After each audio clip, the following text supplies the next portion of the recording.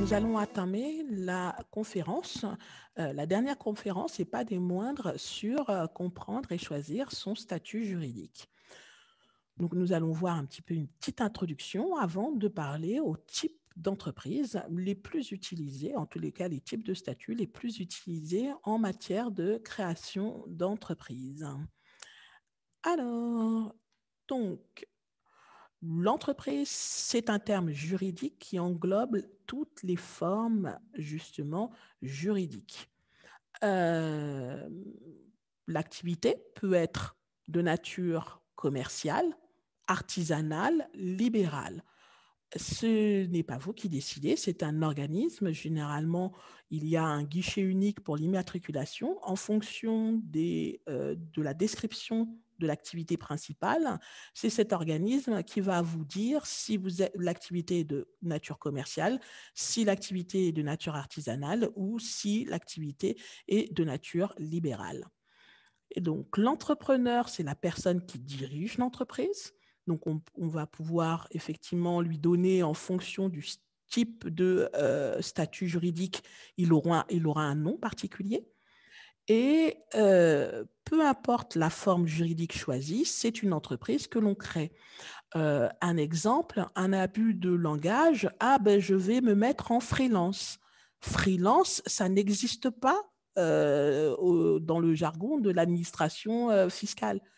Donc, pour pouvoir facturer une prestation, il faut avoir un numéro de SIRET. Et avoir un numéro de SIRET, c'est donc créer une entreprise. Donc, voilà. Quand on vous dit freelance, en fait, non, la personne va créer une entreprise. Et contrairement aux idées reçues, il y a deux formes juridiques pour une entreprise. La société d'un côté, l'entreprise individuelle de l'autre. Il y a plusieurs types de sociétés. Les plus communes qui sont utilisées en matière de création d'entreprise, c'est la SARL, EURL, SAS, SASU. Ensuite, du côté des entreprises individuelles, vous avez plusieurs types d'entreprises individuelles, l'EI classique, l'EIRL et la plus connue des entreprises individuelles, le micro-entrepreneur, la micro-entreprise ou anciennement auto-entrepreneur. Donc, on va aborder les sociétés avant de voir les entreprises individuelles et les types d'entreprises individuelles. Donc, pour les sociétés, donc on va d'abord évoquer les principes de base, les principes fondateurs de la constitution d'une société. Donc, la société, c'est une personne morale, c'est-à-dire qu'il y a une distinction, une séparation entre le patrimoine des fondateurs et le patrimoine de la société. On a affaire à deux entités différentes. Le créateur, c'est un individu, personne physique, et la société, c'est une autre entité, personne morale. Et les deux ne se confondent pas. Donc, comme on l'indiquait, le patrimoine, vous avez vu, ne se confond pas. Le dirigeant de la société, c'est donc le dirigeant qui va s'occuper des opérations au quotidien de la société et c'est le dirigeant qui va signer au nom de la société parce que jusqu'à preuve du contraire, une société, ce n'est pas un être humain pour tenir un stylo pour signer. Donc, c'est le dirigeant qui va signer au nom de la société. Et le dirigeant d'une société, il est responsable civilement et pénalement. Autrement dit, si on veut faire très simple, c'est le dirigeant qui porte le chapeau. S'il y a un problème, c'est à lui qu'on s'adresse. Les règles de fonctionnement de la société sont fixées dans les statuts. Donc, imaginez les statuts comme étant l'acte de naissance de la société. C'est là qu'on va rédiger un certain nombre d'informations de naissance, comme le nom de la société, l'adresse, l'activité principale réalisée. L'apport de chaque associé constitue le capital de la société. Et oui, pour donner naissance à une société, il faut que les fondateurs donnent de l'argent. Cet argent, on appelle ça le capital. Et autrement dit, dans les statuts, on va dire le capital social. Le fait qu'à la naissance de la société, où les fondateurs ont donné de l'argent à cette société. Cet argent, en fait, fait partie des premiers éléments de patrimoine de la société. Il est à noter qu'on peut créer une société seule. Et donc, quand on crée une société seule, ça veut dire que je n'ai pas d'associés. Quand on crée une société à plusieurs, j'ai des associés. Quand nous sommes à plusieurs, les deux choix les plus utilisés en matière de création d'entreprise, c'est la SARL, Société à responsabilité limitée, la SAS, Société par action simplifiée. Donc, commençons par la plus connue, la SARL. Donc, pour une SARL, il faut être au moins 2 associés au minimum et maximum 100. Les règles de fonctionnement de la société, de la SARL, sont fixées dans les statuts. Attention, ce sont des règles de fonctionnement rigides. Le dirigeant de la société va s'appeler le gérant. Et donc, dans une SARL, on peut avoir un gérant comme on peut avoir plusieurs gérants. Prenons un exemple. Il y a donc 2 associés qui décident de constituer une SARL. Les 2 associés veulent tous les 2 diriger.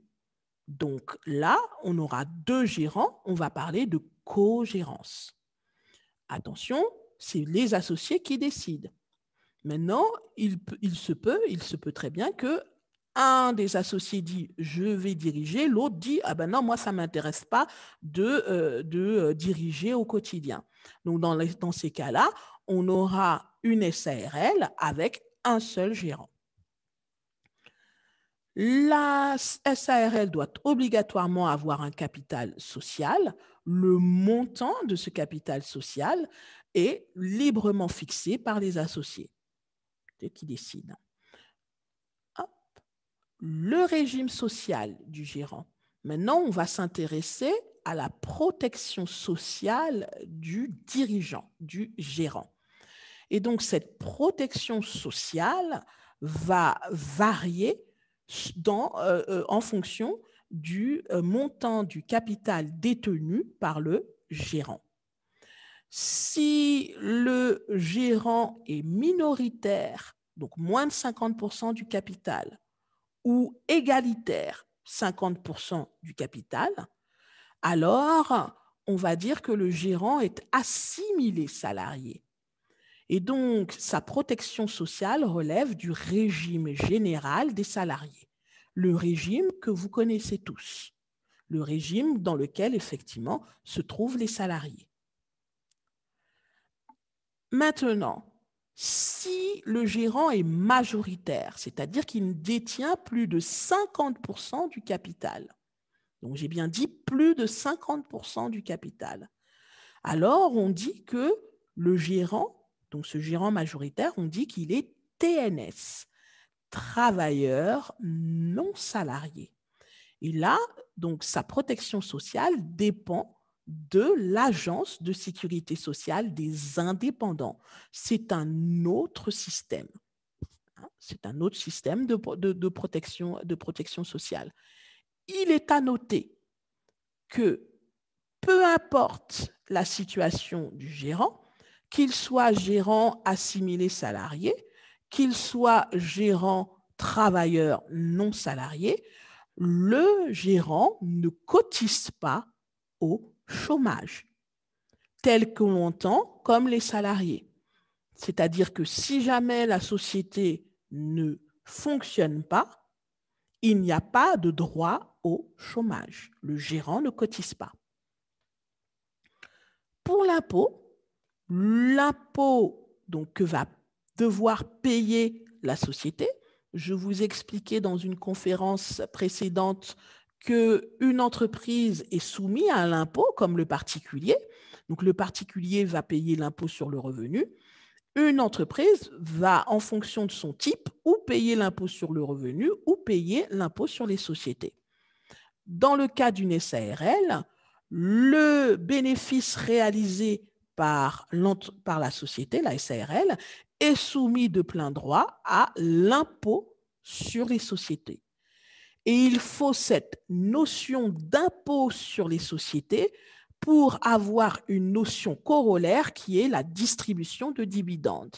C'est-à-dire qu'une fois l'impôt payé, les fondateurs peuvent décider de réinjecter les bénéfices après impôt dans la société, ou les fondateurs peuvent décider de se distribuer ce bénéfice après impôt sous forme de dividendes. Donc, nous allons voir maintenant la SAS.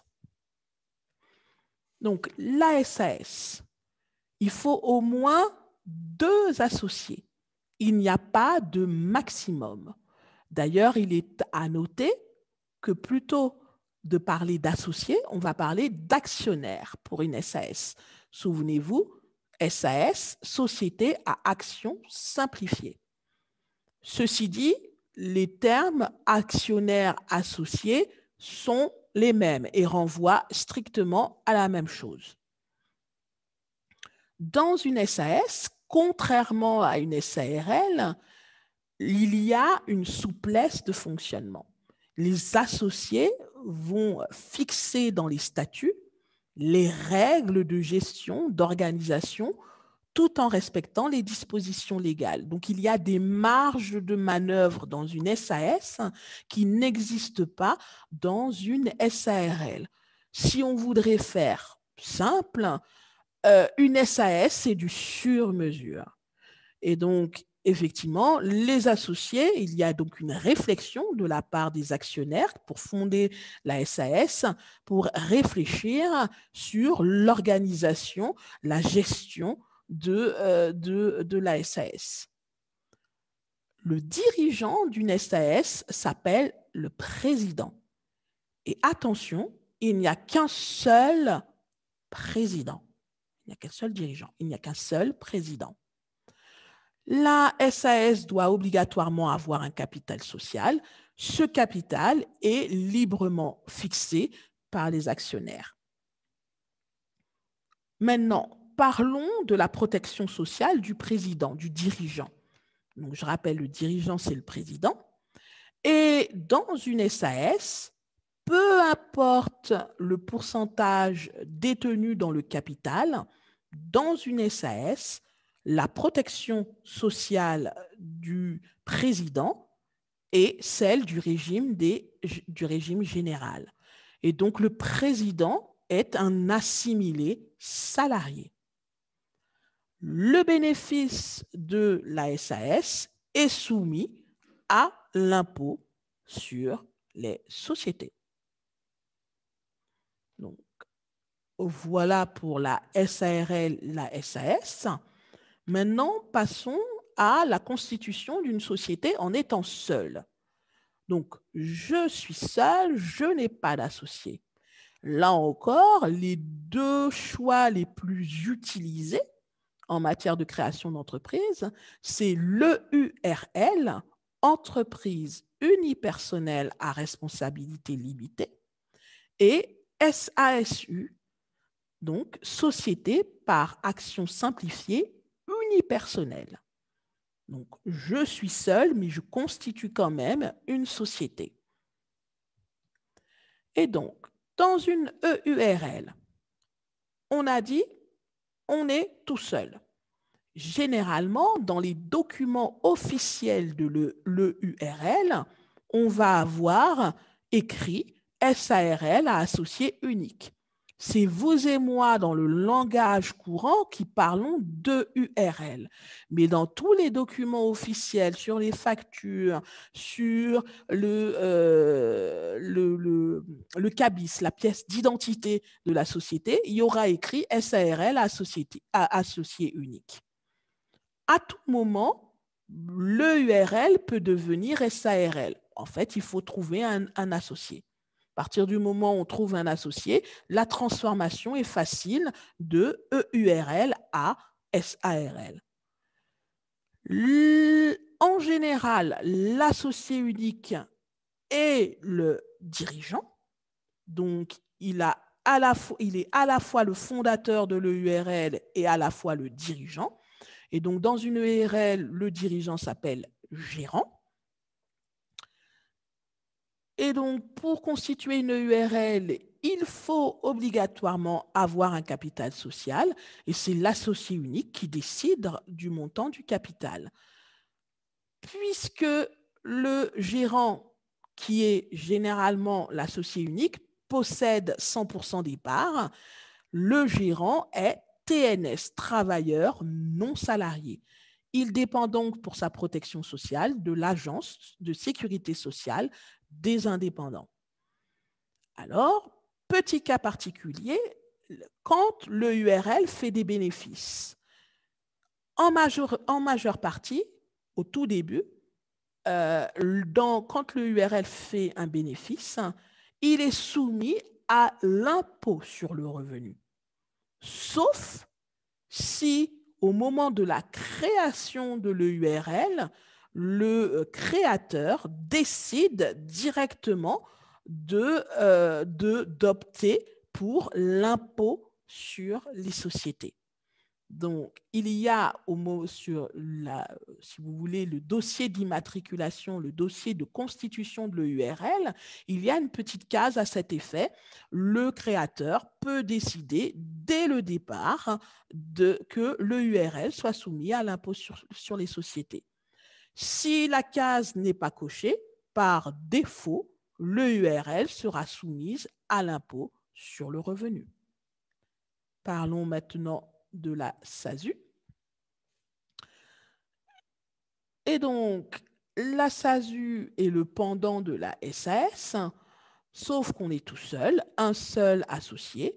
Sur les documents officiels, il y aura noté SAS à associé unique.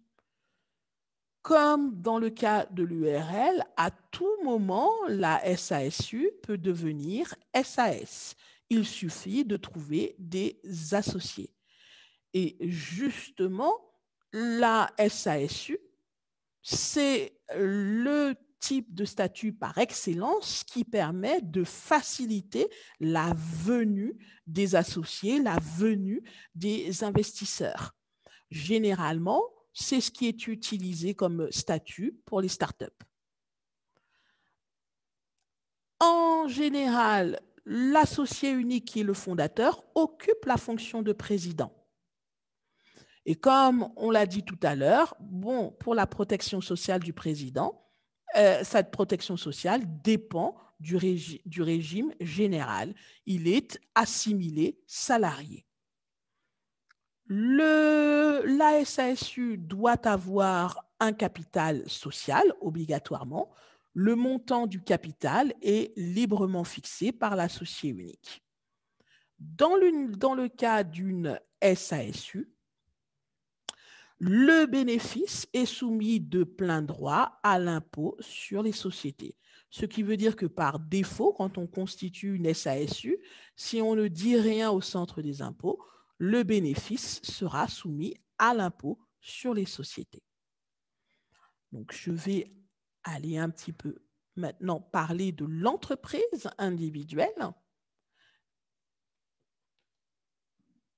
Et donc, souvenez-vous, dans l'entreprise individuelle, il y avait 3 types d'entreprise individuelle. L'entreprise individuelle classique, le IRL, le micro-entrepreneur.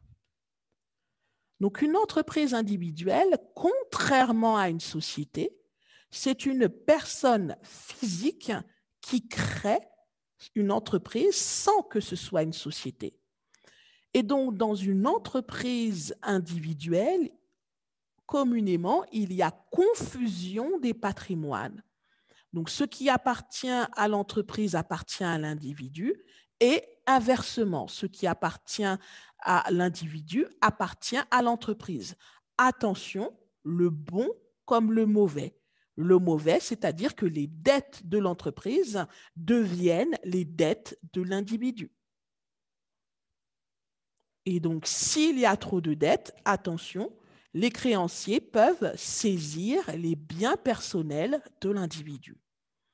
Donc, justement, une entreprise individuelle, vous pouvez avoir entendu l'appellation entreprise en nom propre.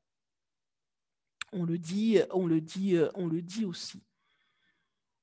Le dirigeant de l'entreprise individuelle est un entrepreneur individuel.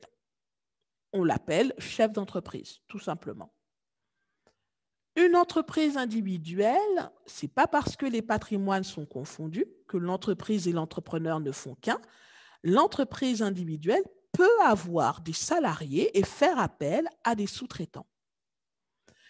Et là, peu importe le type d'entreprise individuelle choisi, le chef d'entreprise est TNS. Donc, sa protection sociale dépend de l'Agence de sécurité sociale des indépendants. Donc, nous allons voir l'entreprise individuelle classique. C'est la première forme connue au monde d'entreprise, l'entreprise individuelle. Attention, dans l'entreprise individuelle classique, l'entrepreneur est responsable indéfiniment des dettes de l'entreprise. Ceci dit, s'il est propriétaire de sa résidence principale est insaisissable.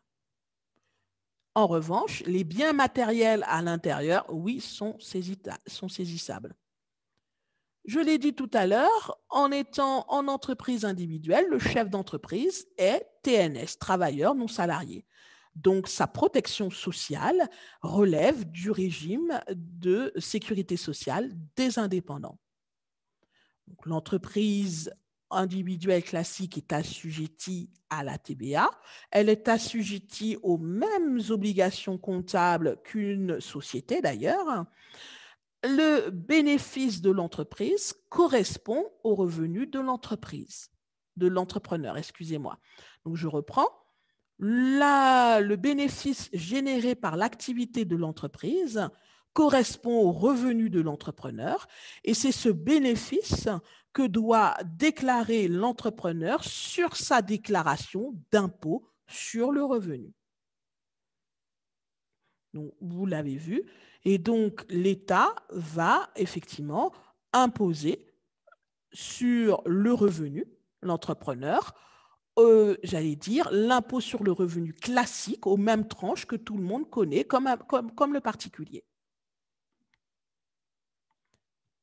Le IRL, entreprise individuelle classique avec quelques aménagements.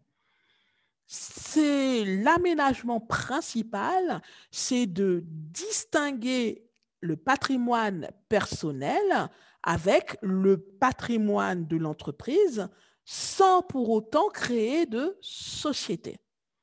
Et donc, au moment de la constitution de l'EIRL, entreprise individuelle à responsabilité limitée, le fondateur, le créateur, va déclarer un patrimoine professionnel et donc dans lequel il va mettre tous les achats de biens matériels pour la future entreprise sur ce patrimoine professionnel. Donc, c'est simplement une liste des biens matériels utilisés pour l'entreprise qui va constituer le patrimoine professionnel. On appelle ça, dans le jargon de l'administration fiscale, le patrimoine d'affectation. Et donc, ces biens matériels sont réservés exclusivement à l'usage de l'activité de l'entreprise et chaque année Ce patrimoine d'affectation doit être réactualisé. Réactualisé par qui? Par l'expert comptable. Le IRL est assujetti à la TVA. Elle a d'ailleurs les mêmes obligations comptables qu'une entreprise individuelle classique, que les sociétés également. Le bénéfice de l'activité de l'entreprise correspond au revenu de l'entrepreneur. Et donc, l'entrepreneur doit déclarer ce bénéfice sur sa déclaration d'impôt sur le revenu. Ceci dit, l'entrepreneur peut demander une option et de soumettre effectivement le bénéfice de l'EIRL à l'impôt sur les sociétés. Et donc, quand une EIRL est soumise à l'impôt sur les sociétés, elle va ressembler étroitement à une EURL, qui est la société. Je rappelle que EIRL, c'est une entreprise individuelle. EURL, c'est une société avec un capital. Alors, l'EURL est utilisé principalement pour des activités où l'État impose que ce soit une entreprise individuelle classique. Prenons un exemple, les professions médicales.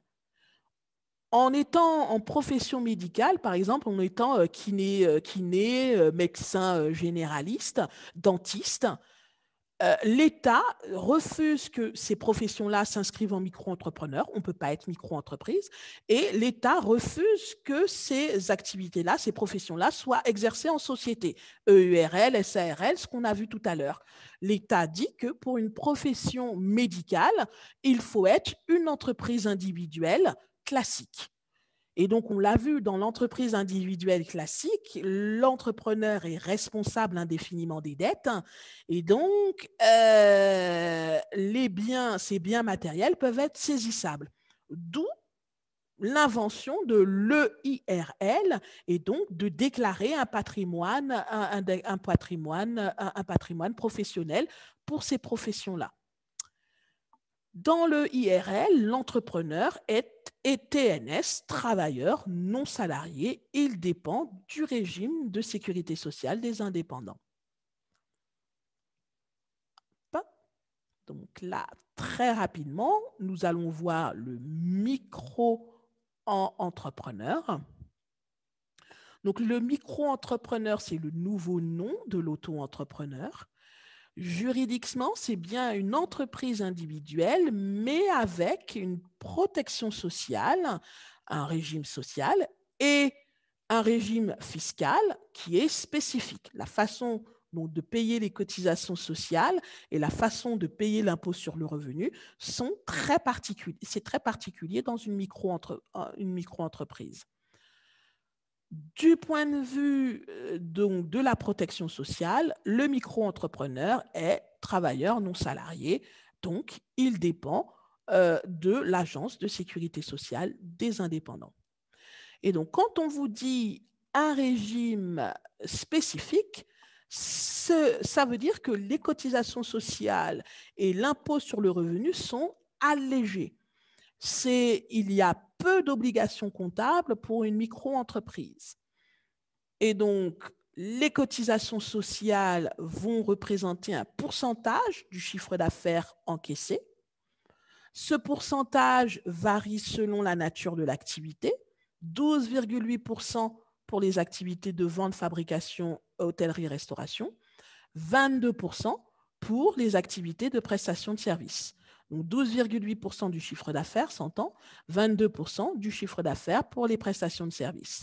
Ces cotisations sociales se règlent trimestriellement ou mensuellement, en même temps que la déclaration du chiffre d'affaires que l'on réalise auprès de l'URSSAF. Et donc, pour les micro-entrepreneurs qui peuvent bénéficier de l'ACRE, il est possible que la première année, le taux des cotisations sociales est réduit. La fiscalité, parlons donc des obligations comptables et de la façon aussi de payer l'impôt.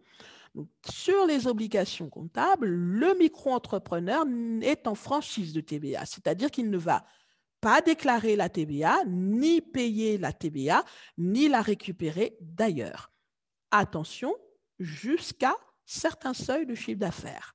Donc, au démarrage de la micro-entreprise, on est en franchise de TVA, on n'est pas assujetti. Maintenant, si dans le cas d'un micro-entrepreneur qui fait de la vente, le chiffre d'affaires pendant 2 années consécutives se situe entre 85 800 et 94 300, à la 3e année, le micro-entrepreneur sera assujetti à la TVA. Maintenant, pour les prestataires de services, si pendant 2 années consécutives, le chiffre d'affaires se situe entre 34 400 et 36 500, à la 3e année, ce micro-entrepreneur sera assujetti à la TVA. Donc, désormais, sur ces factures, il faudra mentionner la TVA. Ça, c'est une première option. Deuxième possibilité, imaginons qu'au moment de la création de la micro-entreprise, le chiffre d'affaires est très élevé dès la première année. C'est-à-dire qu'à l'intérieur de la première année, le chiffre d'affaires dépasse 36 500 pour les prestataires de services, 94 300 pour les activités de vente, restauration. Alors, dans ces cas-là, la TVA va s'appliquer le premier jour du mois qui dépasse les seuils. Et donc, comme je vous l'ai dit, sur les factures, il sera obligé, le micro-entrepreneur, d'écrire 3 lignes sur les factures, le montant hors taxe de la vente, la TVA applicable et le total, 3e ligne, total TTC à payer par le client. Et donc, à partir du moment où le micro-entrepreneur est assujetti à la TVA, il pourra récupérer la TVA payée sur ses dépenses. Tant que le micro-entrepreneur n'est pas assujetti, sur la facture, il est obligatoire de marquer TVA non applicable, article 293b du Code général des impôts. Pour la fiscalité,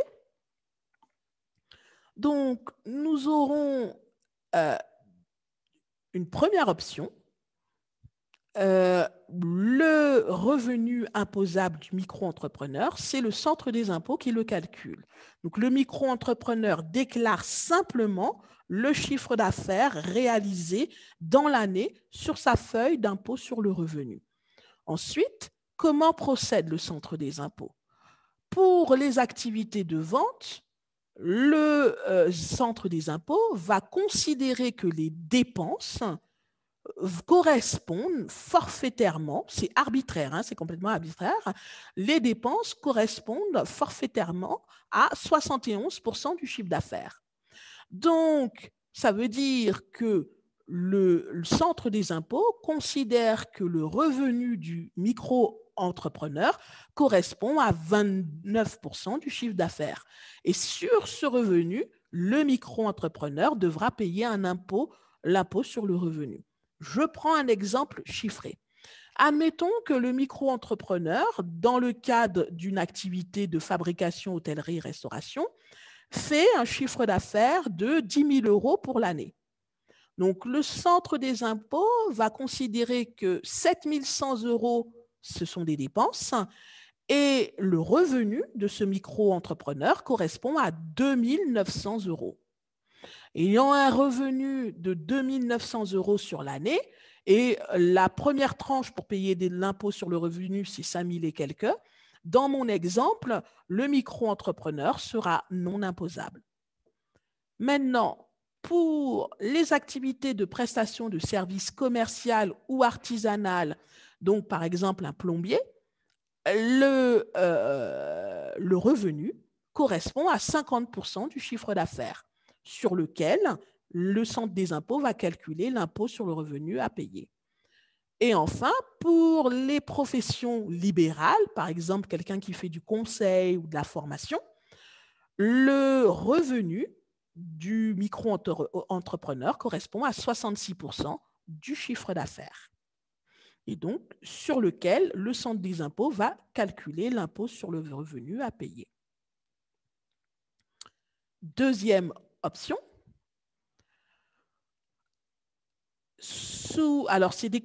en fonction des conditions de ressources du foyer, il est possible de payer directement l'impôt sur le revenu lors de la déclaration du chiffre d'affaires à l'URSSAF. Et donc, cette option, on appelle ça le versement libératoire de l'impôt sur le revenu. Et donc là, l'impôt sur le revenu est égal à un pourcentage du chiffre d'affaires. Donc, pour la vente, fabrication, restauration, hébergement, dont l'impôt sur le revenu à payer correspond à 1% du chiffre d'affaires. Pour les prestataires de services de nature commerciale ou artisanale, le plombier, l'impôt sur le revenu correspond à 1,7% du chiffre d'affaires. Et enfin, pour les professions libérales, l'impôt sur le revenu à payer correspond à 2,2% du chiffre d'affaires.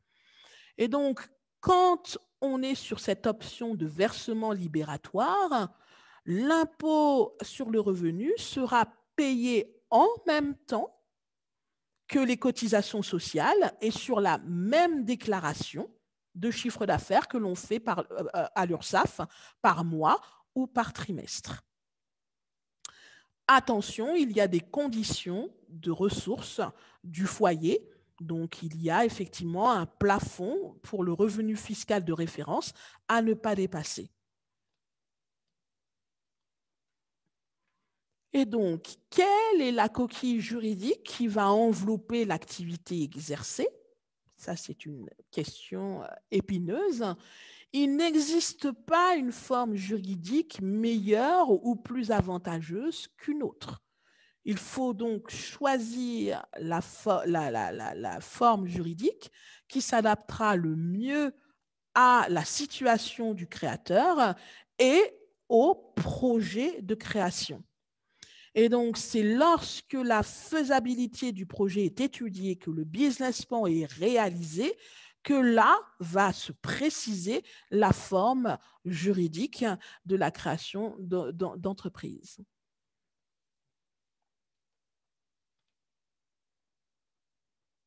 Et donc, si vous le voulez bien, pour voir si vous avez retenu, nous allons faire un petit caout. Donc, je vais vous proposer de participer à un petit caout. Hop. Et ensuite, je répondrai aux questions. Donc, statut juridique. C'est parti. Donc, il faut, pour le caout, avoir un téléphone mobile à proximité. Sur ce téléphone mobile, vous allez noter le code PIN que je vais vous donner dans quelques instants et vous allez rentrer votre pseudo. Alors, on va surtout, hop, éteindre le son. Donc, le code PIN 313 57 68. Et donc, je vois qu'il y a des participants qui connaissent donc le caout à force d'avoir fait, hop.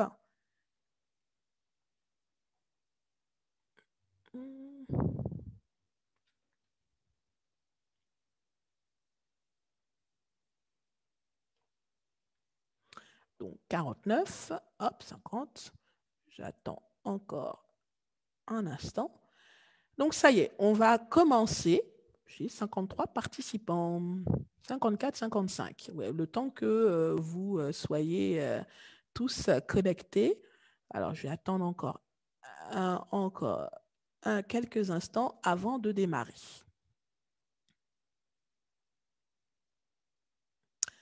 C'est parti, nous allons démarrer.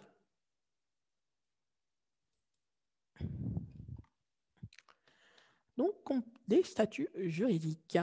3 questions comme d'habitude. Alors, la première question, c'est un quiz. Les obligations pour créer une société de capitaux. Cochez ce qui n'est pas obligatoire. Pas obligatoire d'avoir des associés, pas obligatoire d'avoir un capital, pas obligatoire d'avoir une activité licite, pas obligatoire de tenir une comptabilité.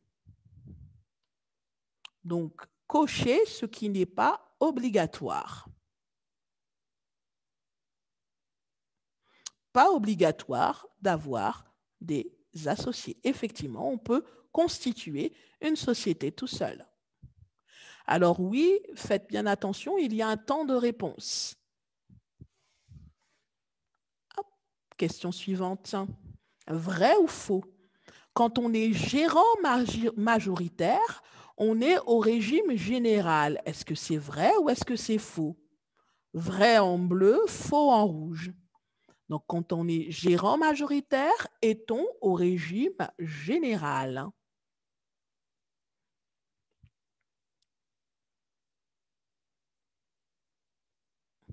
Effectivement, c'est faux. Quand on est gérant majoritaire, on est travailleur non salarié, TNS, on dépend de l'Agence de sécurité sociale des indépendants. Ah, il y a eu des changements. Donc, Jordan reprend la tête. Mops est deuxième. Dernière question. Un quiz. Attention, il y a 2 bonnes réponses. Une micro-entreprise, c'est un chiffre d'affaires limité, un abattement fiscal, payer ses charges sociales sur le bénéfice, une déduction des frais sur mon chiffre d'affaires. Donc, 2 bonnes réponses possibles. Une micro-entreprise, c'est. Il y a 2 bonnes réponses.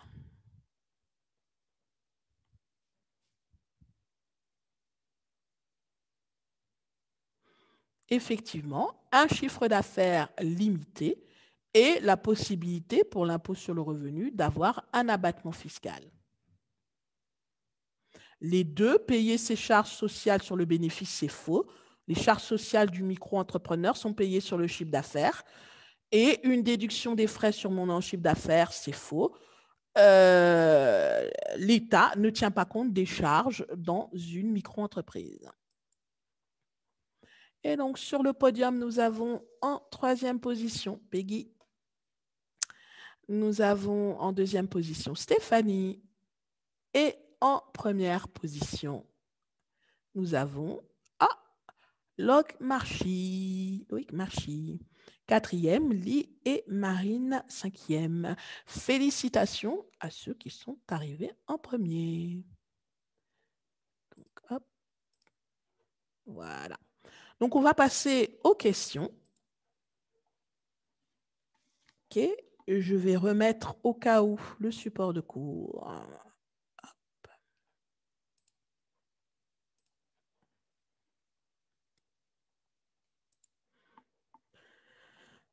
Alors, vous avez bien conscience que effectivement, c'était très, très rapide. Et oui, les questions sont nombreuses sur le juridique, mais on ne peut pas tout aborder dans une conférence de 20 minutes. Donc, j'écoute Hop, les questions. alors, quel est le statut juridique du micro-entrepreneur en termes d'engagement de son patrimoine personnel? Alors, la micro-entreprise, c'est une entreprise individuelle. Donc, le micro-entrepreneur, en tant que tel, est responsable des dettes de la micro-entreprise sur ses biens personnels, sauf la résidence principale, s'il est propriétaire, qui est insaisissable. Merci. Le président de SASU touche-t-il le chômage? Non. Donc, c'est la particularité, et là, je ne l'ai pas dit pour le président, c'est comme le gérant, et c'est comme tous les dirigeants d'entreprise, la particularité, c'est qu'ils ne cotisent pas au chômage. Pour une activité d'artiste, on se trouve dans quelle catégorie pour les impôts? Alors, l'impôt sur le revenu pour les artistes. Et donc, il y a une forme particulière juridique pour les artistes. Soit il peut démarrer en micro-entrepreneur, soit il est artiste au sens, par exemple, sculpture, peintre, musicien. Et là, on a ce qu'on appelle le statut d'artiste ou d'auteur, si on est écrivain. Alors, est-ce que la SARL et la SAS ne sont pas assujetties à la TVA? Alors, toutes les sociétés sont assujetties à la TVA. Ok. Est-ce que tu peux nous préciser un peu plus ce que c'est une dividende? Un dividende, donc je reprends. Donc imaginons que je vais reprendre avec un exemple. Donc l'entreprise a généré un bénéfice de 10 000 euros. Sur les 10 000 euros, l'entreprise a payé 1 500 euros d'impôt. Il reste un résultat après impôt de 8 500. Et donc, quand on est en société, et notamment une société qui a payé l'impôt sur les sociétés, les fondateurs peuvent décider de réinjecter les 8 500 dans la société. Et donc, les 8 500 vont être utilisés par la société à des fins professionnelles. Les fondateurs peuvent décider de se partager les 8 500, donc de les récupérer à titre personnel. Et donc, récupérer le bénéfice à titre personnel, c'est ce qu'on appelle distribuer les dividendes. Ok. Autre petite question, est-ce qu'on peut passer du statut de micro-entrepreneur à une SAS ou à une EURL? Ou faut-il tout refaire? Il faut tout refaire. Donc, étant donné que c'est pas du tout, on a d'un côté une micro-entreprise qui est une entreprise individuelle et de l'autre côté, on a une société qu'il faut constituer. Et donc, il faut arrêter la micro-entreprise et constituer ensuite une société. Il faut tout refaire. Alors, quels avantages à choisir l'IS ou l'IR? Alors, c'est une question assez complexe. Je ne pourrais pas tout décrire malheureusement dans le temps imparti, mais je peux donner un exemple.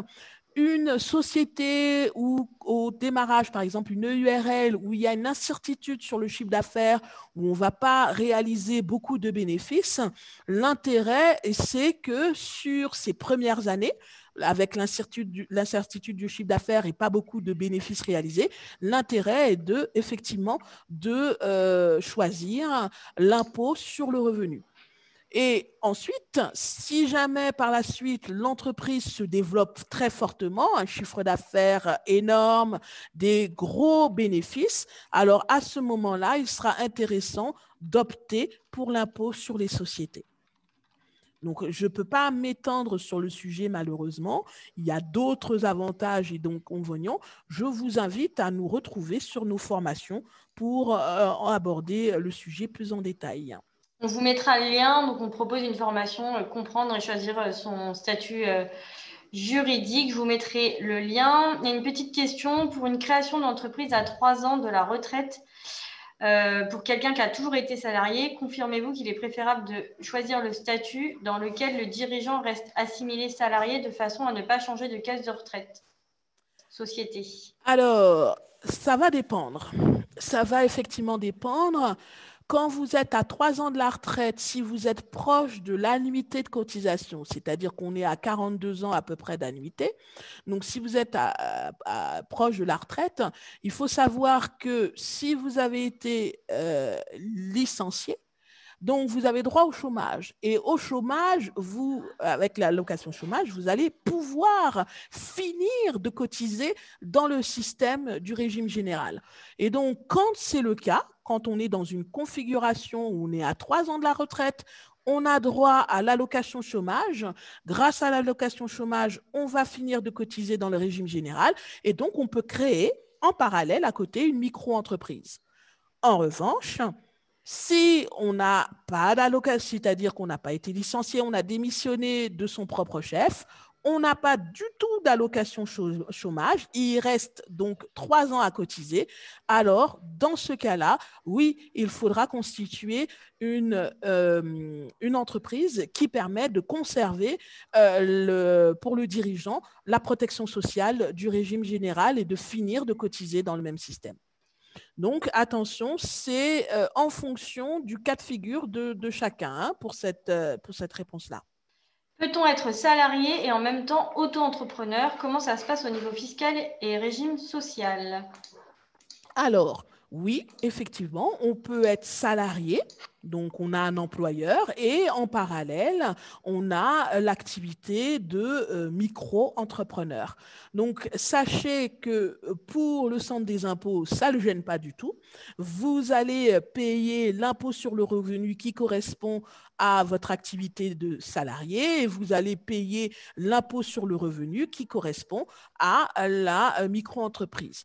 En revanche, pour la protection sociale, malheureusement, vous avez les deux. Il est obligatoire, quand vous créez une micro-entreprise, c'est obligatoire d'adhérer à la protection sociale des indépendants. C'est le fait d'avoir créé une micro-entreprise qui vous y oblige. Et donc, vous avez les deux systèmes qui coexistent. Le régime général des salariés parce que vous êtes salarié et de l'autre côté, la protection sociale des indépendants parce que vous avez créé une micro-entreprise. Et donc, oui, vous cotisez 2 fois. Attention, ce n'est pas parce que vous cotisez 2 fois que vous allez vous faire rembourser 2 fois si vous êtes malade par la sécurité sociale. Donc, sachez que quand les deux systèmes coexistent en parallèle, le système qui l'emporte, c'est celui du régime général, celui des salariés. En cas de micro-entreprise, est-il obligatoire d'avoir 2 comptes, un personnel et professionnel? Alors, l'État a considéré qu'à partir du moment où le chiffre d'affaires de la micro-entreprise est supérieur à 10 000 euros, il faut un compte dédié à l'activité. Attention au terme compte professionnel. Le compte professionnel, dans le jargon bancaire, c'est le compte qui est destiné pour les sociétés. C'est un compte extrêmement coûteux.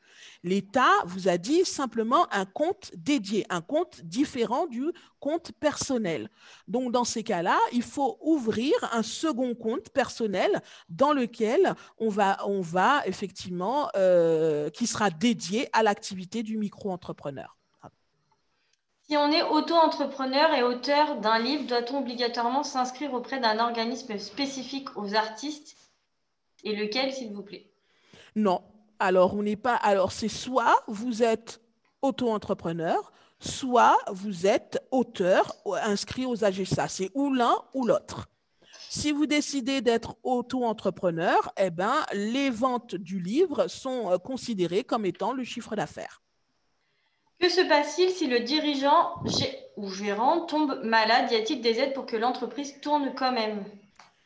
Alors, c'est là où le bât blesse. Si le dirigeant est malade, généralement, l'entreprise avance très peu. S'il n'y a pas de salariés, oui, l'entreprise ne va pas avancer du tout d'ailleurs. En revanche, si le dirigeant est malade, il est soumis, il a les mêmes droits maladie que les salariés.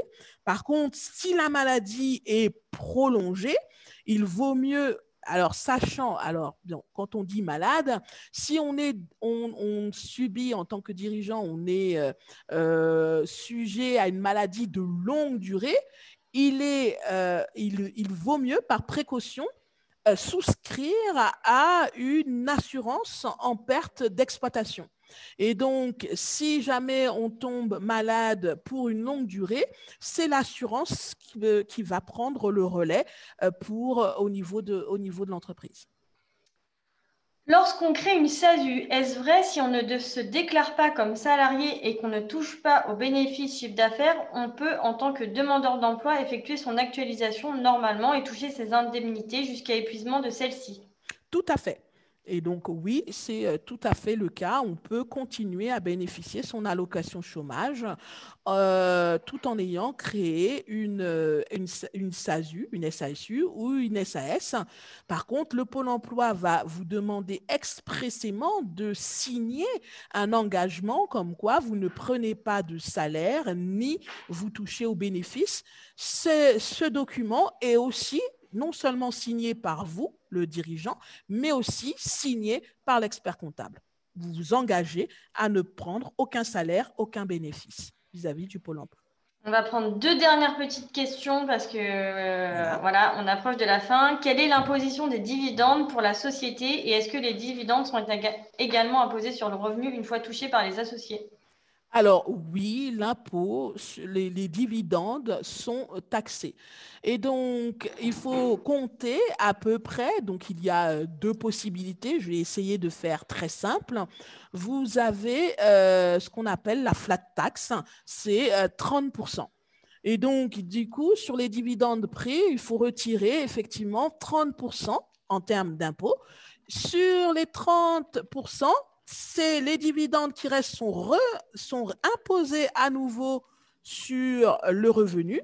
Attention, dans le cas de dividendes dans une SARL ou EURL à l'option impôt sur les sociétés, en plus de la taxation, il y a, il y a des cotisations sociales sur les dividendes.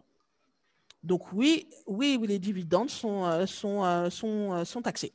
Dernière question, combien peut-on avoir combien peut-on avoir de codes APE lors de la création d'une micro-entreprise, par exemple conseil, formation et auteur?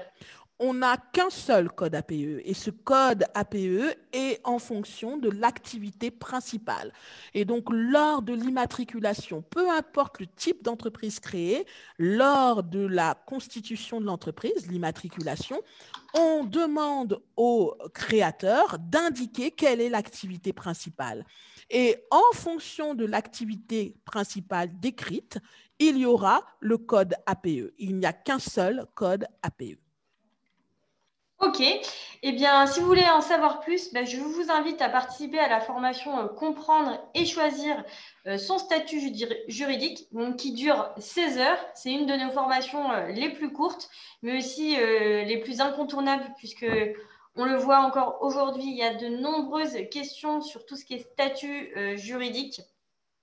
Puisque voilà, hein, c'est quand même un petit peu technique. Donc voilà, vous pouvez retrouver Vanessa sur ce type de formation, mais il y a également d'autres formateurs comme Leïla, Fatou que vous avez vu, ou encore Patrice, qui sont aussi des formateurs sur cette formation-là. Je vous remets le lien de la formation Comprendre et choisir son statut juridique si vous avez envie d'avoir le détail du programme. Elle est bien sûr éligible au CPF comme toutes les autres et elle peut se dérouler à Paris en présentiel, en classe virtuelle ou en e-learning. Donc, n'hésitez pas. Merci beaucoup, Vanessa. Merci à tous et puis bonne soirée. Je vous souhaite une bonne soirée.